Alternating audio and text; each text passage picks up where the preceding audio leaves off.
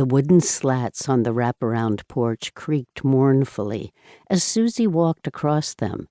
There were still some repairs that needed to be made to the old house, which was affectionately known as Dune House. Suzie and her best friend Mary had recently renovated the house so it could be run as a bed and breakfast once again.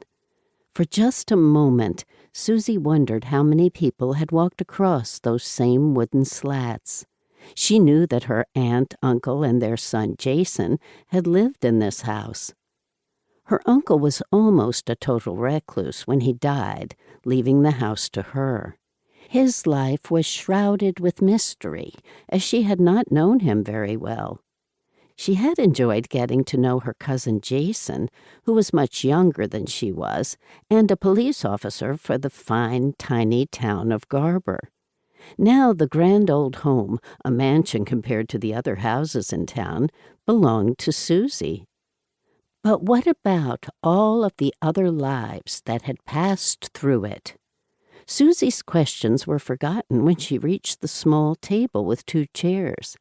Mary was gazing out over the water, her expression filled with longing.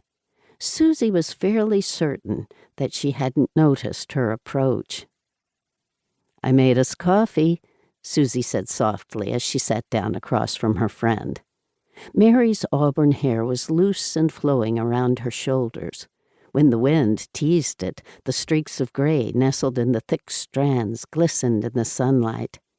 She had such a loving spirit, in Susie's opinion, that it seemed to be reflected in her soft, kind features and culminated in her warm brown eyes. Mary rarely had a cross word to say about anyone, but she was always willing to listen to Susie's rants about everyone and everything. The pair seemed to balance each other out as friends. They were both in their 50s, but couldn't be more different if they tried. Susie's life had been filled with adventure and even a little danger. She dressed as fashionably as possible and did her best to keep up with technology and politics. Her hair was cut in a short and sassy style and was dyed a brassy gold that she felt took about 10 years off her face. She was quick to judge and quicker to put someone in their place if she felt they were out of line. But Mary always had a way of calming her down. Now that they were sharing their lives again on a daily basis, there was a sense of completion with Suzie, as if she had been missing Mary all of these years. Meanwhile, Mary had been raising her family, confiding her struggles with her husband only with Suzie, and playing the part of the happy wife and mother.